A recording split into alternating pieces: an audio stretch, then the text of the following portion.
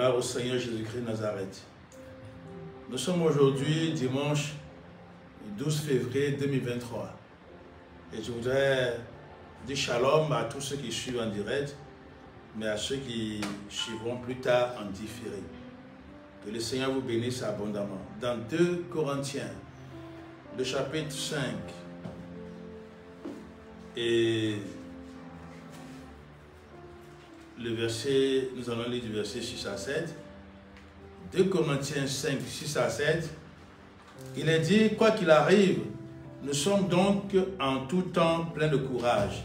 Certes, nous savons que tant que nous séjournons dans ce corps, nous vivons en exil, loin du Seigneur. Verset 7. Car nous cheminons guidés par la foi, non par la vue. Nous cheminons guidés par la foi, non par la vue. 2 Corinthiens chapitre 5, verset 7. Dans le second, il a dit, nous marchons par la foi, non par la vue. Le chrétien, le disciple de Jésus-Christ est appelé à marcher constamment par la foi et non par la vue. Il ne se laisse pas guider par ses sens, mais il se laisse guider par l'Esprit de Jésus-Christ, par l'Esprit de vérité, par l'Esprit Saint. Et c'est ainsi que nous sommes appelés non pas à regarder la réalité, parce que la réalité n'est pas forcément la vérité. En tout cas, chez Dieu, la réalité n'est pas la vérité. Noé en a fait l'expérience. En son temps, il ne pleuvait pas. Et jamais personne n'a pensé qu'il pleuvrait jusqu'à couvrir les plus hauts sommets. C'est ce qui est arrivé. Mais Noé, sans avoir rien vu, a mis toute sa confiance en l'Éternel. Il a cru que ce que Dieu a dit allait arriver. Ainsi, nous marchons par la foi. Certainement que tu as reçu de l'assurance de la part du Seigneur, tu as reçu des paroles de la part de Jésus-Christ. Mais tu continues de douter. Tu continues de t'affoler. Par la bouche, toi-même, tu détruis la promesse que Dieu t'a faite. Oui, par tes pensées, tu détruis cela. Par tes désirs, tu détruis cela. Par la non-maîtrise de toi-même, la non-maîtrise de soi, tu détruis cela. Parce que tu es trop pressé. Parce que tu regardes aux autres. Parce que tu te laisses conduire, non pas par la foi, non par l'Esprit de Jésus-Christ de Nazareth, mais par la vue, par tes sensations. Ainsi, tu t'éloignes de la promesse de Dieu. D'ailleurs, tu n'y crois plus et tu doutes. Laisse-moi te dire que tu dois marcher par la foi. Parce que nous cheminons par la foi, non par la vue, non par nos sens. Dieu honore la foi de ceux qui s'approchent de lui. Vous pouvez relire encore le chapitre 11 de l'épître aux Hébreux. Vous allez comprendre ces choses-là. Il faut marcher par la foi. Marcher par la foi et non selon la vue. Il ne faut pas marcher par la vue. Tu as sans doute expérimenté ces choses. Maintenant que tu dois mettre encore ta foi en exercice, tu dois exercer ta foi, tu recules parce que tu te dis que cette foi, l'obstacle est trop élevé, est vraiment colossal. Non, rien n'est colossal. Rappelez-vous, c'est vous qui êtes le géant et non pas Goliath. C'est vous qui êtes le géant. Spirituellement parlant, c'est vous qui dominez. David était menu, mais parce qu'il avait la foi, et cette foi l'a propulsé. La foi a fait que David était devenu plus géant que Goliath.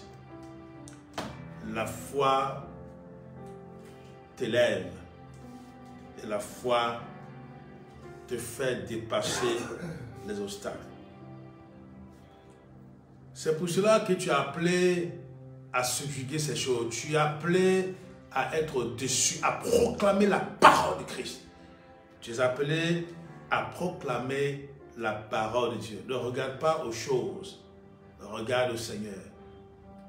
Il y a des années, il y a des dizaines, il y a des décennies en arrière, personne ne croyait à ce que Christ a dit. On s'est dit que l'univers n'allait jamais se dégrader. Et pourtant, les scientifiques se disent aujourd'hui, l'univers, la Terre et le monde, nos systèmes tels que nous les connaissons, ont certainement une fin. C'est vrai qu'eux, ils datent ça, ils disent qu'il faut des milliards d'années. Mais la Bible nous dit que un jour, chez l'Éternel, c'est comme 1000 ans. Et 1000 ans sont comme un jour. Dieu est tout puissant. La parole de Dieu, c'est la vérité. Et tout ce que la Bible dit, s'accomplit. Et s'accomplira. C'est pour ça que tu dois marcher par la foi et non par la vue. Tu dois marcher par la foi et ne pas faire confiance à tes sens. Il y a des gens qui veulent voir d'abord avant de croire. Mais non, fais le pas. Marche. Et le Seigneur accomplira ce qu'il t'a dit. Ce qu'il t'a promis, il va l'accomplir. Il ne faut pas que tu raisonnes, que tu sois dans la logique humaine. Non, si Noé était dans cette logique humaine, il n'aurait jamais bâti l'arche.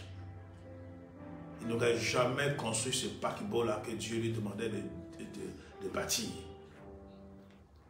Mais il avait la foi. Il a eu la foi et il s'est laissé conduire par l'Esprit de Dieu. Il faut que tu te laisses conduire par l'Esprit de Dieu. Nous allons aborder ce matin un thème qu'on rechigne à aborder. On en parle très peu. Peut-être parce que ceux qui prêchent sont ceux-là à qui cela s'adresse. Prêcher, ce n'est pas forcément se tenir à la chair devant un public pour prêcher. Mais prêcher, c'est aussi parler de bien aux autres. C'est exhorter les autres à faire du bien. C'est exhorter les autres à marcher conformément à ce qui est agréable à Dieu. C'est ça aussi, enseigner. La Bible déclare dans Luc chapitre 12 et le verset 48, et c'est Christ qui parle, il dit, si quelqu'un a beaucoup reçu, on exigera de lui beaucoup aussi. Et plus on vous aura confié, plus on demandera de vous. Plus on vous aura confié, plus on demandera de vous. Il y a des gens à qui Dieu a confié beaucoup de talents, à qui Dieu a fait la grâce de se mouvoir dans sa présence. Et malheureusement, ils utilisent cela pour escroquer. Ils utilisent cela pour berner les autres.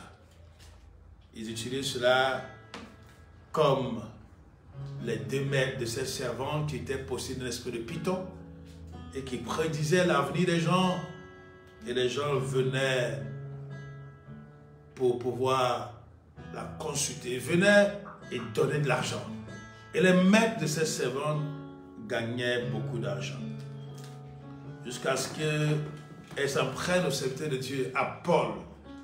Et Paul était fatigué d'entendre toujours la même chose de la part de cette jeune fille et a chassé le démon parce qu'il savait que c'est un démon qui l'animait.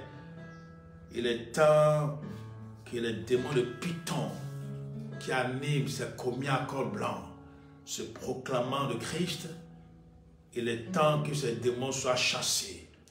Ces esprits mauvais soient chassés et précipités des abîmes. Parce qu'en réalité, quand ce sont des esprits mauvais qui prédisent votre avenir n'est jamais radieux. La preuve, Paul, dont on a dit qu'ils étaient serviteurs du Très-Haut, vous savez ce qui s'en est suivi. Ils ont été copieusement molestés par la foule, ils ont été mis en prison.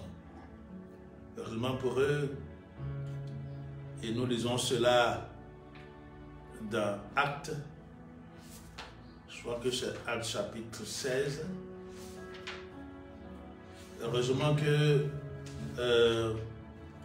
cela a permis la conversion de quelqu'un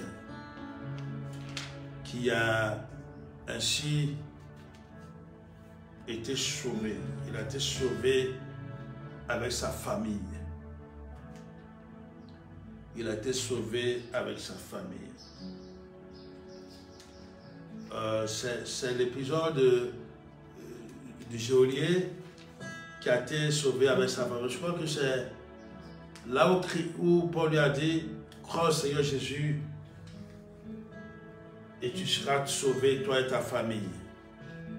Crois au Seigneur Jésus et tu seras sauvé, toi et ta famille. Parce que ils avaient été mis en prison, mais cet emprisonnement a amené les gens, je crois que c'est dans Actes chapitre 16, oui. Voilà, le verset 31. Dans la version Parole vivante, il a dit, place ta confiance dans le Seigneur Jésus, crois en lui et tu seras sauvé, toi et les tiens. On a voulu faire du mal à Paul et à Silas, mais cela a entraîné la conversion de toute une famille. Et c'est ce que tu dois comprendre. Tu ne dois pas utiliser ce que Dieu t'a donné pour chercher de l'argent, parce que Dieu va te demander des comptes. Tu vas lui rendre compte. Il te faut forcément utiliser cela pour la gloire de Dieu. Si toi-même tu sais que tu es possédé d'un tel esprit, approche-toi de quelqu'un qui peut t'aider à en être libéré. Si tu en es conscient aussi, demande pardon au Seigneur et libère-toi de cela. Voilà ce qui est dit dans Jacques chapitre 3 verset 1. Nous allons le lire ensemble. L'épître de Jacques au chapitre 3 et le verset 1er. Pour montrer que ceux qui ont reçu, on leur exigera beaucoup. Que ceux qui enseignent, on leur demandera beaucoup. Ils devront rendre compte. Il est dit dans Jacques chapitre 3 verset 1, mes frères, ne soyez pas nombreux à assumer le ministère d'enseignement dans l'église. Pensez-y, nous qui enseignons les autres, nous serons jugés d'autant plus sévèrement. Verset 2, chacun de nous fait des fautes sur bien des points et de bien des manières.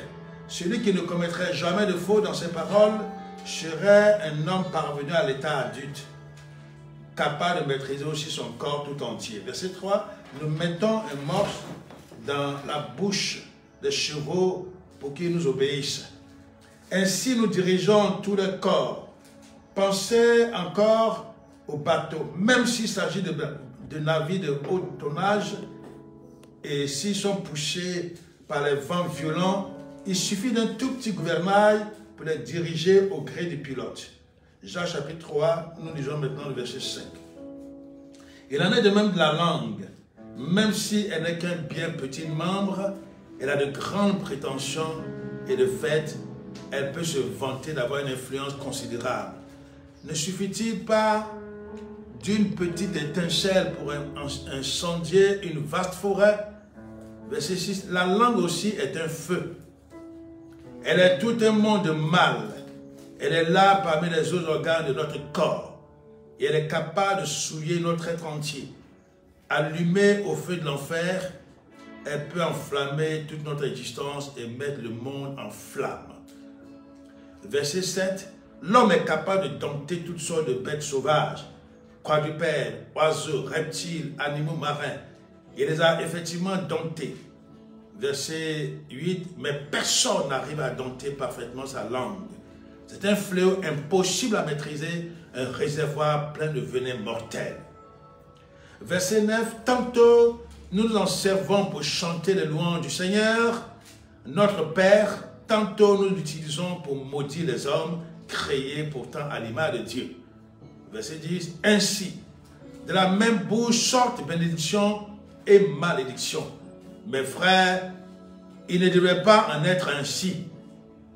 Verset 11, avez-vous jamais vu de l'eau douce et de l'eau salée jaillir par la même ouverture d'une même source? Verset 12, un figuier, mes frères, peut-il porter des olives ou la vigne de figues, pas plus qu'une source salée ne peut donner de l'eau douce. Verset 13. Y a-t-il parmi vous quelqu'un qui se prétend sage et expérimenté, qu'il en donne la preuve par sa bonne conduite, c'est-à-dire par des actes empreints de cette humilité et de cette douceur qui caractérise la véritable sagesse. Verset 6. Verset 14. Si par contre votre cœur est plein d'amère jalousie, si vous êtes animé d'un esprit d'intrigue et d'ambition égoïste, il n'y a vraiment pas lieu de vous vanter de votre sagesse. Ce serait un défi à la vérité. Voilà ce que la parole de Dieu nous dit en ce qui concerne notre conduite, en ce qui concerne notamment notre langue. La langue, cette langue qui nous permet de parler, notre parole donc. Il est dit qu'il ne faut pas que nous soyons nombreux à enseigner. Parce que à ceux qui enseignent, il sera beaucoup demandé. Et à ceux qui enseignent là, ils seront ainsi jugés sévèrement. Il y a des gens qui disent de toute façon, moi je fais ce que je veux, je dis les choses aux gens, j'injurie les gens, je les insulte, je provoque des palabres. Et puis après, j'ai demandé pardon. De toute façon, c'est fini, c'est du passé. Vous me pardonnez. Mais pense un peu à ton éternité. Pense à ton éternité. Pense à l'éternité et applique Éphésiens 5, verset 10. Dans Éphésiens 5, verset 10, il est dit que puisque vous êtes des enfants de lumière, apprenez à discerner ce qui fait plaisir au Seigneur. Examinez, j'ai dit Éphésiens chapitre 5, verset 10, examinez et vérifiez votre vie sous cet angle. Oui, la parole de Dieu nous exhorte dans cette parole-là à pouvoir, c'est tout dans Éphésiens chapitre 5 et du verset 18 au verset 21. Il est dit que nous devons constamment chercher être remplis à nouveau du Saint-Esprit. Et nous devons faire en sorte que notre joie déborde. Dans nos entretiens fraternels, comment?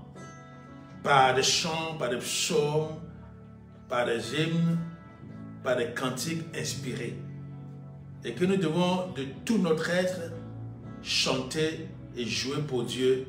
Et que du secret de notre cœur, une musique s'élève sans cesse vers Dieu, vers notre Père. Où que ce soit, à tout moment, et pour toute chose, nous devons apporter à Dieu le Père l'hommage de notre reconnaissance au nom de notre Seigneur Jésus-Christ. Et dans le verset 21 de ce chapitre 5 d'Éphésiens, il est dit, par respect pour le Christ, prenez chacun votre place dans l'ordre établi, vous soumettant les uns aux autres. Oui, nous devons nous soumettre les uns aux autres selon l'ordre établi. Parce que dans toute organisation humaine, il y a un ordre. Dans le culte aussi, dans l'église, dans un ministère, il y a forcément un ordre. Malheureusement, des relations sont mises à mal dans les ministères parce que les gens ne savent pas parler. Le manque de sagesse, le manque de maîtrise de soi. On ne maîtrise pas sa langue. On pense que c'est tout ce que conçoit notre cœur, tout ce qui est conçu dans notre cœur que nous devons dire. Et si nous parlons de façon dévergondée, nous parlons comme nous voulons, et on dit, moi c'est mon caractère, c'est comme ça je suis, tu n'es pas comme ça. Et au lieu que la joie du Seigneur déborde, leurs entretiens fraternels, ce sont des humeurs mauvaises qui fusent. Ce sont des mauvaises humeurs qui fusent et qui détruisent tout. Et si on répond du tac au tac, quelqu'un a parlé sans attendre, on répond. Et la situation est envenimée. Comme il est dit dans Jean chapitre 3, la forêt est embrasée. l'assemblée est embrasée. Le groupe où nous exerçons est embrasé pour le malheur de l'œuvre de Dieu.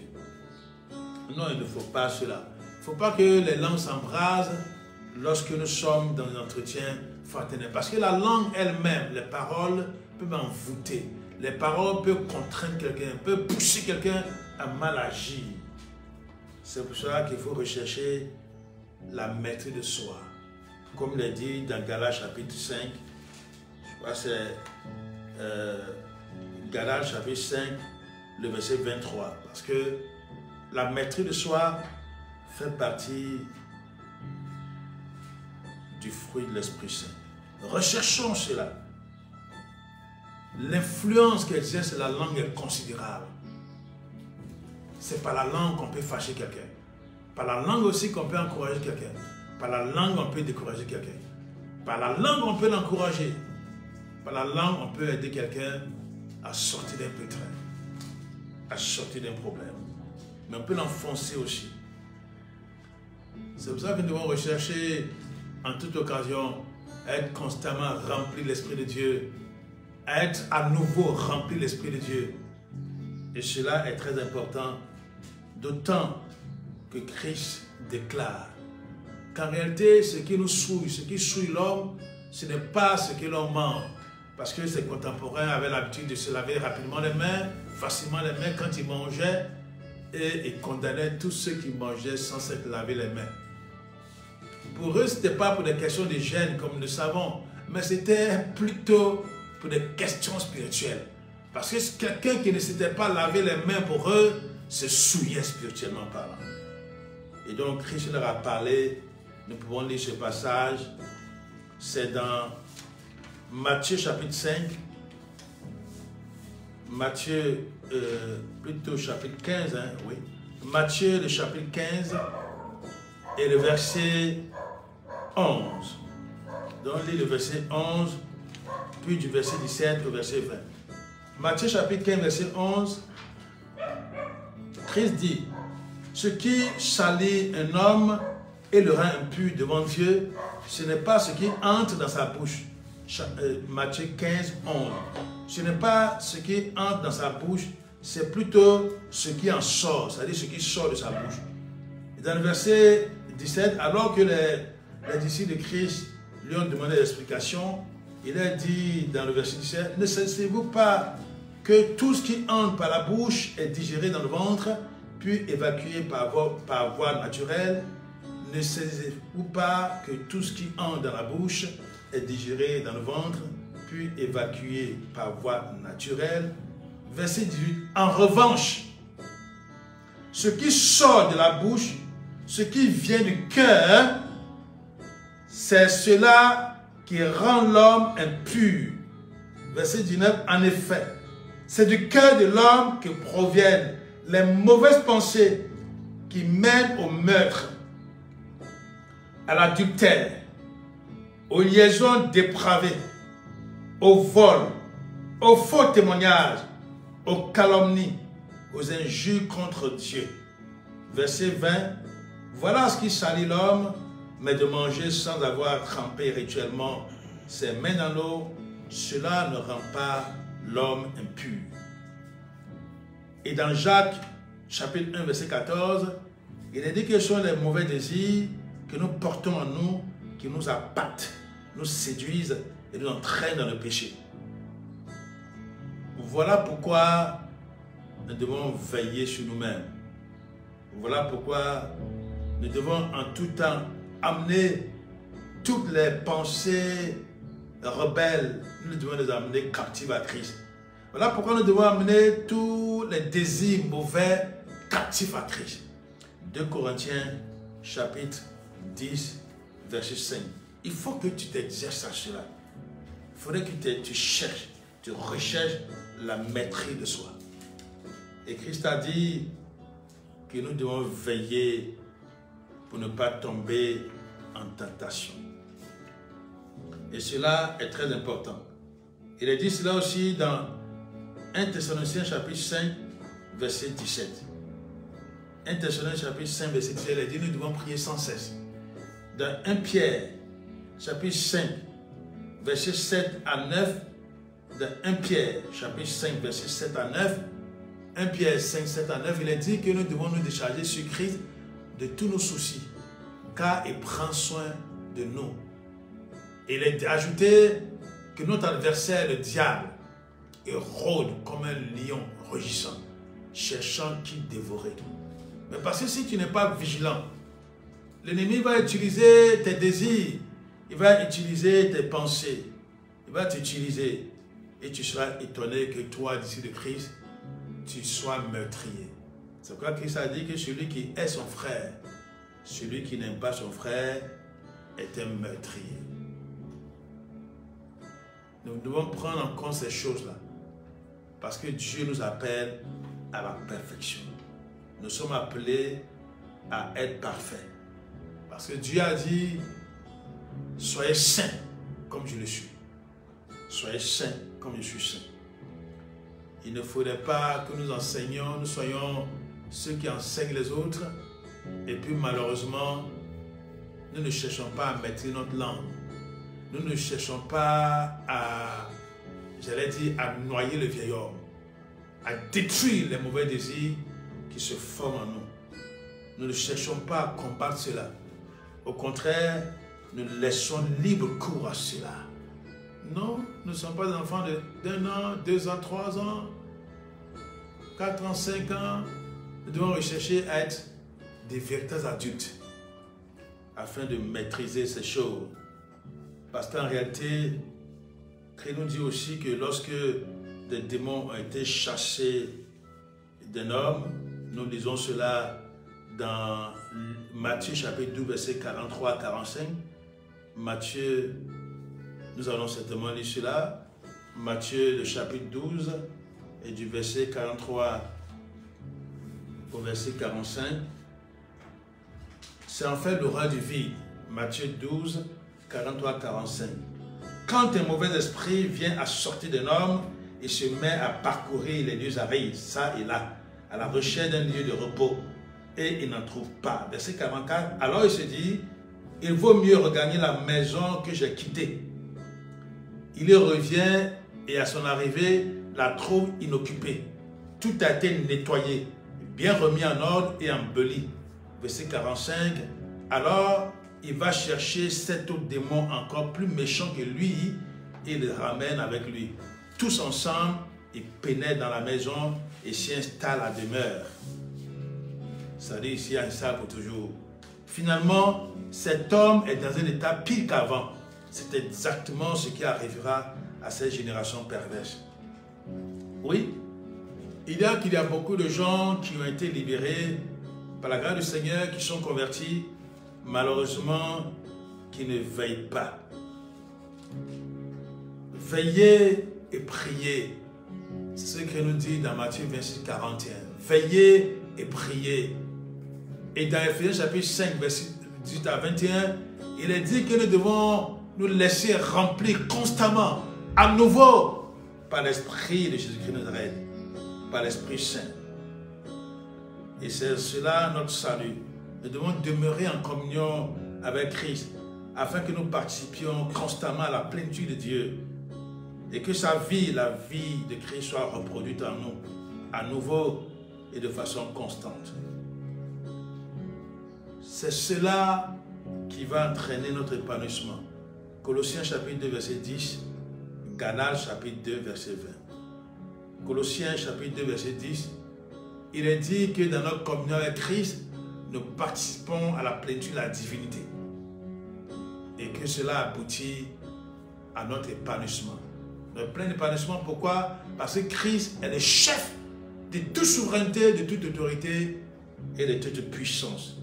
Et dans Galates chapitre 2, verset 20, il est dit que c'est Christ lui-même qui reproduit sa vie en nous. Dans le second, il est dit, si je vis, ce n'est plus moi qui vis, c'est Christ qui vit en moi. Donc pour empêcher l'esprit mauvais de revenir, trouver notre maison, notre vie inoccupée, d'aller chercher des démons encore plus puissants pour venir s'installer à demeure, pour venir s'y installer pour toujours, nous devons veiller. Nous devons constamment rechercher la maîtrise de soi. Ce sont des ordres que la parole de Dieu nous donne. Laissez remplir constamment à nouveau par l'Esprit de Jésus-Christ de Nazareth. Éphésiens chapitre 5, verset 18 à 21. Et en toute occasion, marchez sur l'Esprit de Dieu.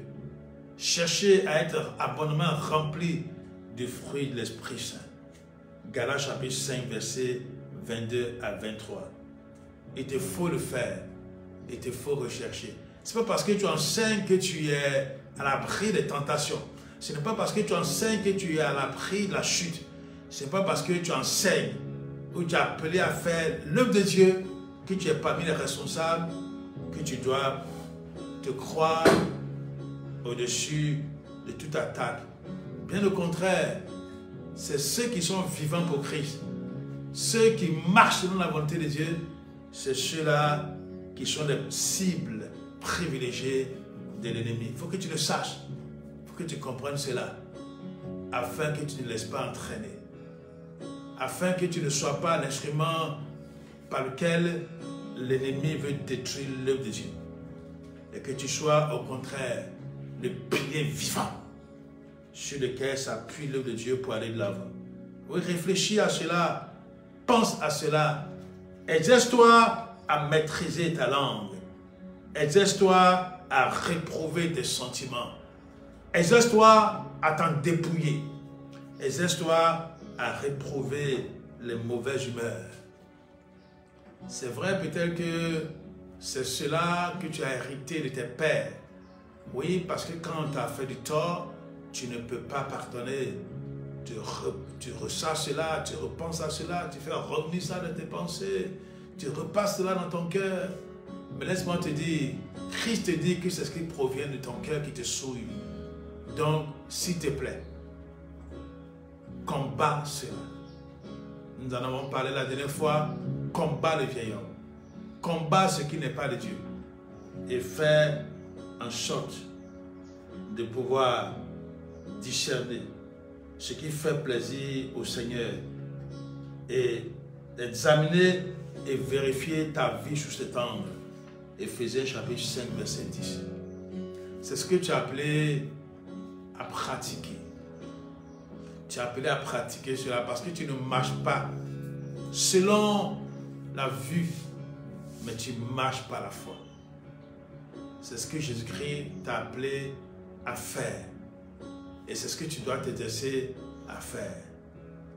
Tu dois en toute occasion t'acheminer vers la perfection. Parce que tu es appelé à être parfait. Soyez parfait comme votre Père Céleste est parfait.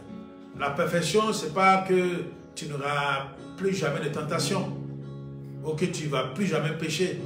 Mais la perfection, c'est le désir de se dépouiller de tout ce qui est souillure. C'est le désir de demeurer dans la sanctification. Comme il est dit dans Hébreux, le chapitre 12, que nous allons lire ensemble. Hébreux, chapitre 12, et le verset 14. Il a dit, cherchez à vivre en paix avec tout le monde, efforcez-vous de progresser vers une vie sainte, sans laquelle nul ne pourra voir le Seigneur. Donc, chercher à vivre en paix avec tout le monde, ça veut dire que je dois tout le temps me dépouiller de ce qui peut me souiller, des mauvaises pensées, me dépouiller de tout ce qui vient encombrer ma marche avec le Seigneur. Et comme le Seigneur Jésus-Christ lui-même le dit, nous allons relire pour terminer ce passage de Matthieu 15, dans le verset 17. Ne saisissez-vous pas que tout ce qui entre par la bouche est digéré par le ventre, puis évacué par voie naturelle. Verset 18. En revanche, ce qui sort de la bouche, ce qui vient du cœur, c'est cela qui rend l'homme impur. En effet, verset 19, c'est du cœur de l'homme que proviennent les mauvaises pensées qui mènent au meurtre, à l'adultère, aux liaisons dépravées, au vol, aux faux témoignages, aux calomnies, aux injures contre Dieu. Voilà ce qui salit l'homme, mais de manger sans avoir trempé rituellement ses mains dans l'eau, cela ne rend pas l'homme impur. Il faut que tu comprennes cela et que tu t'appliques plutôt à proclamer la parole de Dieu. Il faut que tu t'appliques à proclamer ces paroles en pensée, mais aussi en parole, pour qu'on entende. Oui, quand tu te rends compte que tu es ainsi oppressé par l'ennemi et que l'ennemi te pousse à aller contre la parole de Dieu, il te faut résister. C'est ce qu'il a dit dans 1 Pierre, chapitre 5, verset 7 à 9. Il a dit de résister au diable et puis fuira loin de nous. Ce sont des esprits mauvais qui viennent utiliser le vieil homme, oui, ta nature terrestre, en vue de t'avoir.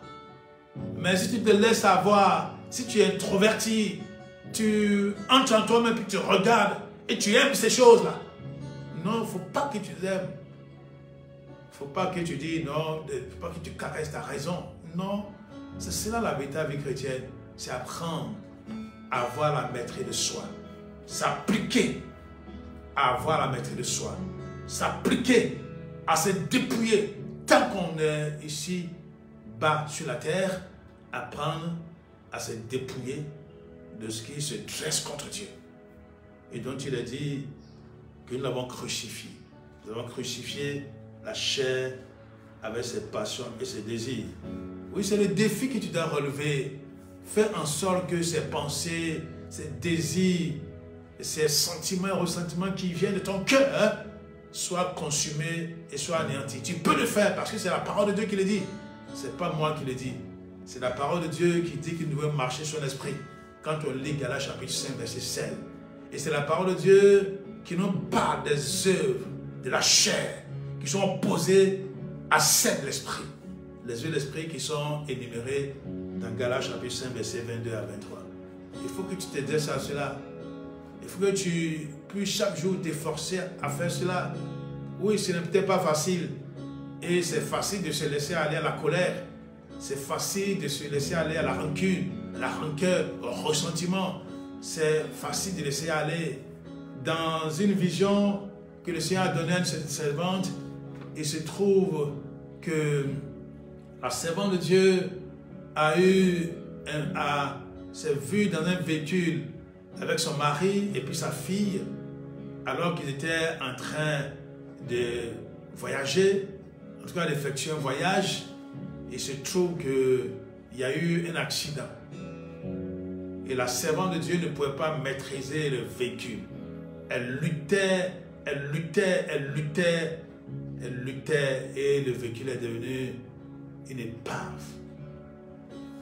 Et en même temps, dans cette même vision, il se trouve qu'elle a vu un nouveau véhicule, flambant neuf, une berline, parce que la première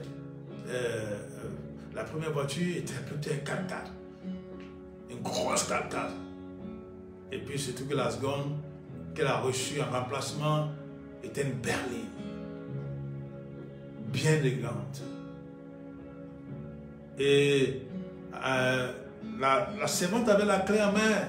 Alors qu'elle voulait aller monter la voiture s'est mise à filer, à se déplacer tout seul. Elle ne comprenait rien. Elle courait après, et puis elle s'est réveillée. Et je veux dire à cette servante aujourd'hui, parce que si elle me suit, si la servante suit, et je me dis qu'elle suit certainement, ce véhicule qui est en train de partir, c'est l'œuvre de Dieu qui atteint sa vitesse de croisière et qui n'a pas besoin qu'une personne actionne cela. Parce que l'Esprit de Dieu conduira cela.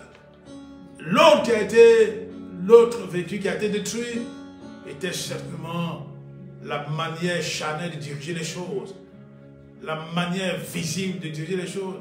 Maintenant, le Seigneur amène à ainsi aller par la foi, à considérer que son œuvre va par la foi. Et ça m'a rappelé la parole de Christ qui dit: l'Église va de l'avant et les portes de l'enfer ne prévaudront point contre elle. Rien ne peut arrêter la marche de l'Église. C'est pour cela que tu as intérêt à te repentir. Si tu utilises les dons que Dieu te donne, si tu utilises les dons que Dieu t'a donnés pour tromper les gens avec une langue effilée, avec l'aide du diable, avec l'aide du python, où tu escroques, tu es plus un charlatan qu'un véritable serviteur de Dieu.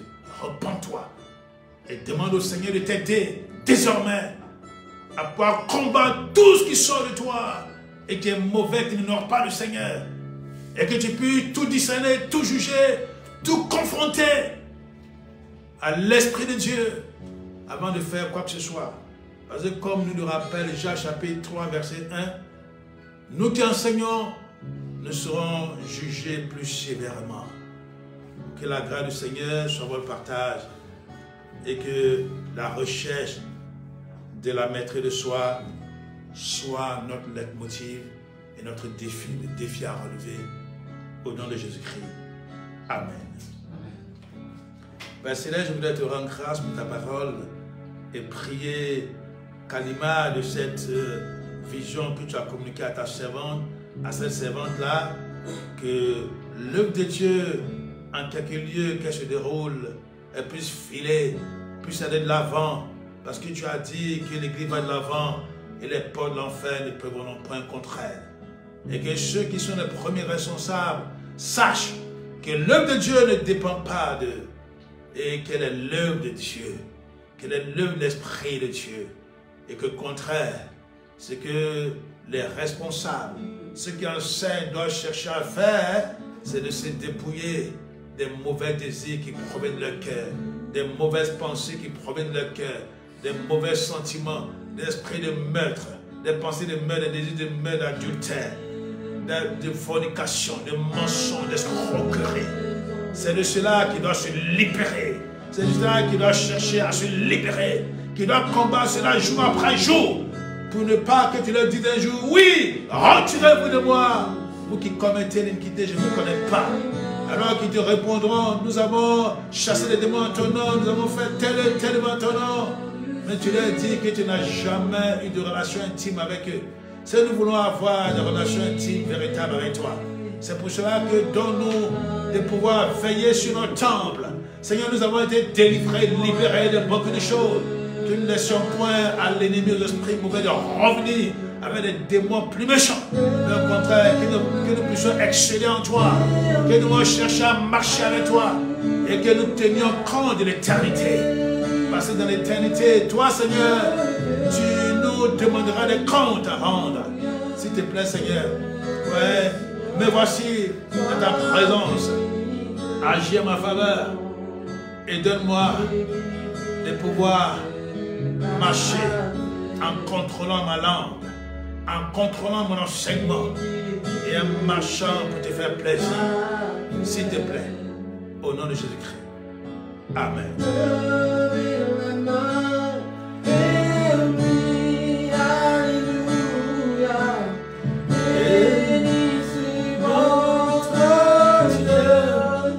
Alléluia. Le Seigneur soit béni de Sion, lui qui fit le ciel et la terre, lui qui fit le ciel et la terre. Oh,